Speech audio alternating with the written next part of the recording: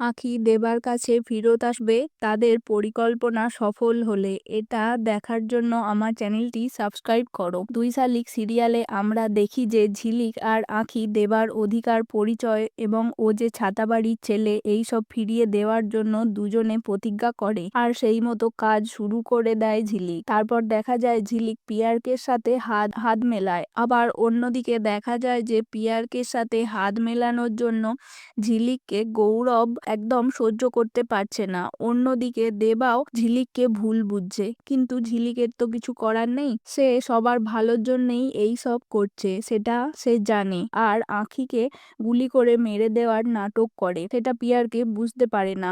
পিয়ারকে আঁখিকে মাটি চাপা দেওয়ার সময় ঝিলিক ভিডিও করে রাখে, আর সেটা দেখিয়ে পিয়ারকে ভয় দেখায় সব সময়। অন্যদিকে দেবা আঁখিকে খুঁজে না পেয়ে পাগল পাগল অবস্থা হয়ে যায়। ঝিলিক দেবাকে বলে আঁখি মারা গেছে, কিন্তু আঁখি যে বেঁচে আছে সেটা ঝিলিক আর তার বাবা মা সবটাই জানে। ঝিলিক দেবাকে রাগিয়ে তার মুখ দিয়ে সব সত্যি কথা বলিয়ে নেয়। পিয়ারকে জেনে যায় যে দেবা তার ছেলে।